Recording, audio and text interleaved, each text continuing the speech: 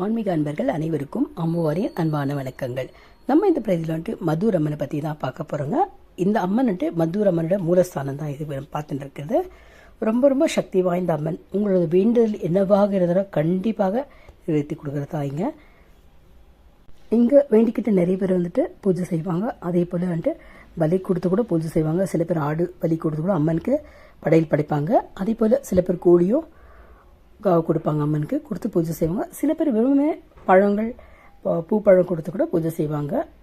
அதே போல் சில பேர் மடலக்கின்னு சொல்லுவாங்க. வெல்லம், ப்ளவுஸ் பீஸு, அதே போல் பூஜை சாமான், வளையல், குங்குமம், மஞ்சள்லாம் வச்சு கூட பூஜை செய்வாங்க. ஒவ்வொருத்தர் வழிமுறைக்கு வெவ்வேறாக இருக்கும். ஆனால் ரொம்ப பிரசித்தி பெற்ற இது மதுர் அம்மன் வரலாற்றை பற்றி தான் பார்க்க போகிறோங்க.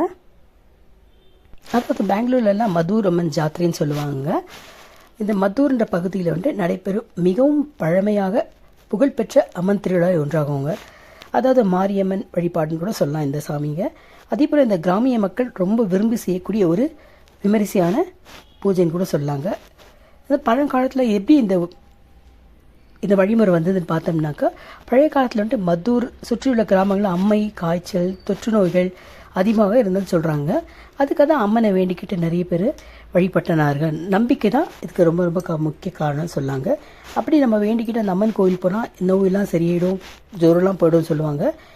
இதை நன்றி செலுத்தும் வகை தான் வருடம் இந்த ஜாத்திரை வந்துட்டு நடக்குதுங்க. இங்கே வந்துட்டு ஆயிரக்கணக்கான பக்தர்கள் கலந்து கொள்ளுகிறாங்க. அதே போல் அம்மன் வந்துட்டு ஊர்வலமாக அன்றைக்கி வருவாங்க. அதாவது பால்கின்னு சொல்லுவாங்க இல்லைங்களா, தேரில் வச்சு, தேர்ன்னு சொல்லலாம், இல்லை பால்கின்னு சொல்லலாம் வச்சு வந்துட்டு அம்மா ஊர்வலமாக வருவாங்க. அதே போல் இங்கே பாரம்பரிய நடனம் என்ன இருக்கோ அதை ஆடுவாங்க. கும்பம் இருக்கும், கரகம் இருக்கும், நிறைய வழிமுறைங்க இருக்குது. அவங்க வழிமுறையில் நிறைய பூஜைங்க, இந்த பாரம்பரிய நடனங்கள் செய்வாங்க. மயிலாட்டம், உயிலாட்டம் அது கூட இருக்கும். இங்கே பொய்க்கால் குதிரைன்னு சொல்லுவாங்க, அது கூட இங்கே இருக்கும். சில இடங்களில் அக்னி நடைன்னு சொல்லுவாங்க இல்லைங்களா, அந்த ஃபயர் வாக்கிங் சொல்லப்படுவோம், அது கூட செய்வாங்க. ஒருத்தருடைய நம்பிக்கை, ஒருத்தர் வேண்டிட்டு இதெல்லாம் செய்வாங்க. இந்த ஊர் முழுதும் நிறைய சந்தைகள்லாம் கூட இருக்கும். இன்றைக்கி நிறைய சந்தைகள் இருக்கும். கடற்கா சந்தை, நிறைய சந்தைகள் இருக்கும். அதே போல் காய்கறிகள்லாம் இங்கே நிறைய கிடைக்கும். குழந்தைகளுக்கு தேவையான ஆட்டப்பொருட்களும் ரொம்ப கிடைக்கும். இந்த சின்ன பசங்களை வச்சு ஆடுவாங்கல்ல, சொப்புன்னு சொல்லுவாங்க பாருங்கள், அந்த மாதிரி சொப்பெல்லாம் கூட இந்த திருவிழா நிறைய கிடைக்கும். சில பேர் திருவிழாக்கு போகிறது இந்த விசிறியெல்லாம் வாங்கிட்டு வருவாங்க. ரொம்ப அழகாக இருக்கும். அழகான பேக்ஸ் கிடைக்கும். அப்புறம்ட்டு கைப்பொருட்கள் நிறைய கிடைக்கும். இந்த மாதிரி ஜாத்திரைன்னு சொல்லுவாங்க. அதுவும் இங்கே போய்ட்டு நிறைய பேர் வாங்குவாங்க. இந்த மதுர் அம்மன் கோவிலுக்கு வந்து ஆயிரக்கணக்கான பக்தர்கள் வந்து வராங்க.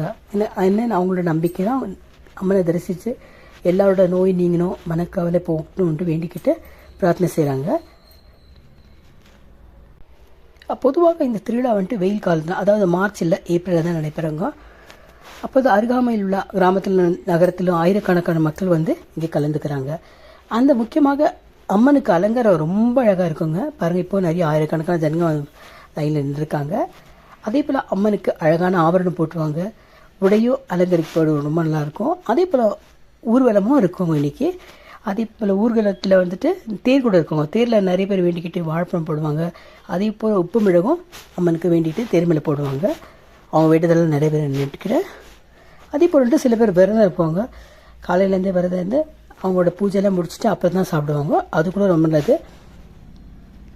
குடும்ப சமேத்தமாக எல்லாம் போயிட்டு அம்மனை தரிசிக்கிறது ரொம்ப ரொம்ப நல்லது.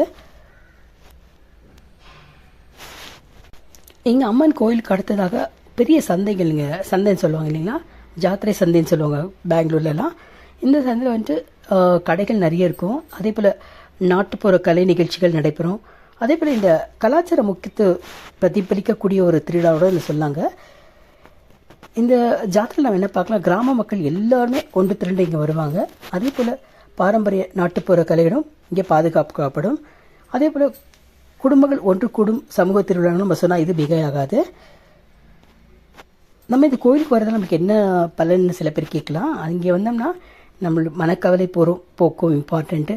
அதுக்கடுத்ததாக நோய்கள் நீங்கும், குடும்ப நலம் பெறும், வளம் பெறும், நல் வாழ்க்கை அமையும்னு சொல்லுவாங்க. அதுக்காக தான் நம்ம இந்த மாதிரி கோவிலுக்கெல்லாம் போகிறது ரொம்ப ரொம்ப நல்லதுங்க. பார்த்த அனைவருக்குமே மிக்க நன்றி. எல்லோருக்குமே மதுர் அம்மனோட ஆசீர்வாதம் பரிபூர்ணமாக கிடைக்கட்டும்னு வேண்டிக்கிறேன். உங்களால் முடிஞ்சால் நீங்களும் போயிட்டு வாங்க. போயிட்டு அம்மனை தரிசிச்சுட்டு உங்களோட குறைகள் என்னவாக இருந்தாலும் அம்மன்கிட்ட நீங்கள் சொன்னால் கண்டிப்பாக நிறைவேற்றி வைப்பாங்க. பார்த்ததற்கு ரொம்ப ரொம்ப நன்றி. அடுத்த பதிவில் பார்ப்போம். நன்றி, வணக்கம்.